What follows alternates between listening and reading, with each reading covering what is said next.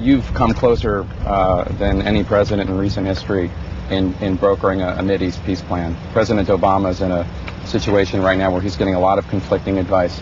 Do you think it's time for President Obama to put a peace plan on the table? Well, first of all, I'm reluctant to give him public advice. I talk to the President and the Secretary of State and Mr. Emanuel and others privately. But let me answer you this way, because I don't want to do anything to foreclose their options. The argument against doing that is that the current Israeli government, with its current coalition, almost certainly would reject it. And the argument is that that makes us look weak.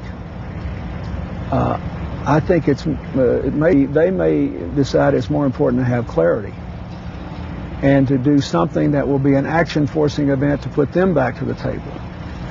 And if he decides to do it, I will support it.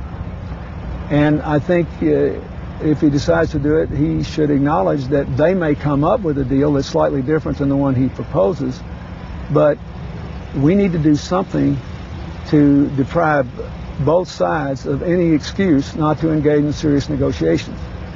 Look at the ramifications of this.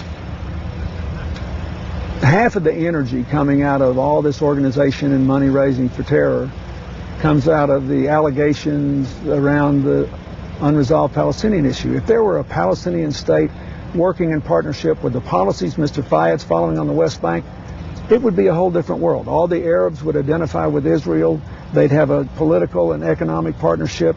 The whole economic basis of the Middle East would shift from oil to ideas. Look at what the Saudi Arabians are doing, building 6 new towns. The UAE wins the international competition for the Clean Energy Agency, and they're going to build a carbon-neutral city in the UAE, and nobody thinks about this. Dubai is the only country with huge amounts of imported workers that's actually passed legislation to give these immigrant workers a better deal in the Middle East, and they have women in the government. They have a joint public-private decision-making process. Nobody knows anything about it. Why? Because of the Palestinian-Israeli thing. How could the Syrians stay out there alone, cooperating with the Iranians and letting Hezbollah people travel through Syria and doing all the things they do?